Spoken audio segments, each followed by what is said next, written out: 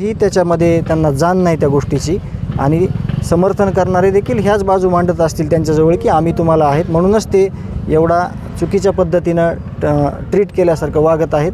परंतु ते त्यांचा प्रश्न आहे. मग आरोपी त्याच पद्धतीनं झालेले ते त्यावर आपल्याला काय बोलावं, आपण आपल्याला शब्द नाहीत त्या गोष्टी बोलायला, कारण ती क्रूरता जी आहे ती त्यांनीच केलेली आहे आणि तेच करू शकतात. मात्र ते रेकॉर्डवरती येऊ जे पेड लोक आहेत त्यांच्यावर मला खरंच बोलायला लावू नका. कारण का, मी सिद्ध झालोय, मी संतोष अण्णा देशमुखचा भाऊ आहे. संतोष अण्णा सिद्ध झालेत, ते गावकऱ्यांसाठी काम करायचे.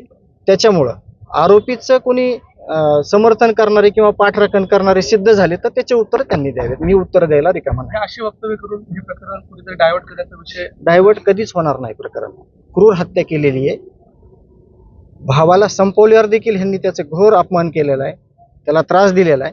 त्यामुळं हे प्रकरण डायव्हर्ट व्हायचा कुठेही प्रश्न येत नाही. ज्याच्या डोक्यात डायव्हर्ट व्हायचा प्रश्न असेल त्यांनी तो गैरसमज काढून टाकावा. डोहायला लागले असं देखील त्यांनी म्हटलं. नाही, तसल्या माणसाबद्दल मी बोलत नाही आणि न विचारता जर मला कोणी सल्ला दिला तर त्याला मी रिॲक्ट पण होत नाही. त्याचं कारण असं आहे की राज्याचे मुख्यमंत्री आणि उपमुख्यमंत्री हे खूप म्हणजे हुशार आहेत. ते या न्यायाच्या प्रकरणामध्ये न्यायाच्या भूमिकेमध्ये आहेत. आम्ही त्यांना म्हणजे आम्ही त्यांच्यावर विश्वास व्यक्त केलेला आहे, त्यांच्या सिस्टीमवर विश्वास व्यक्त केलेला आहे. म्हणून ह्या प्रश्नाचं उत्तर ते देतील. आणि असे कोण काय म्हणलं त्यावर आम्ही काय करतोय हे मागच्या वर्षापासून तुम्ही बघतोय की आम्ही हे प्रकरण आणि न्याय व्यतिरिक्त काही केलेलं नाही. सध्याचे चालूचे सरपंच जे होते संतोष अण्णा देशमुख हे माझे सख्खे भाऊ होते.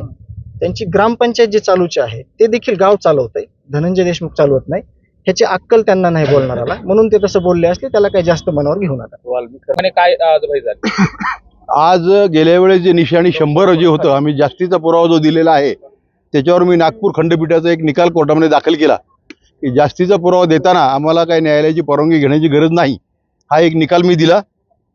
त्यानंतर पुन्हा जो प्रत्यक्ष घटनेचा जो व्हिडिओ होता त्याचा पेनड्राईव्ह आम्ही आरोपीला दिले. पण आरोपीच्या वकिलांनी वेळ काढू करण्याचा प्रयत्न केला की त्या पेनड्राईव्हमध्ये काय आहे हे आम्हाला बघायचं आहे.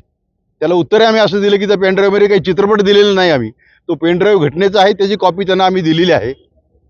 दुसरा मुद्दा त्यांचा असा होता की जो लॅपटॉपची त्यांना प्रत पाहिजे, परंतु तो लॅपटॉप आम्ही फॉरेन्सिक डिपार्टमेंटला पाठवलेला आहे.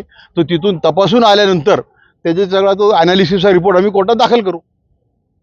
मात्र आज नेमकं म्हणजे ज्या गोष्टी सरकार पक्षाच्या कस्टडीमध्ये नाहीत त्या मागण्याचा प्रयत्न त्यांनी केला. त्यामुळे आज कोर्टाने सगळं विवेचन ऐकून 23 तारीख चार्ज फ्रेमसाठी ठेवलेली आहे.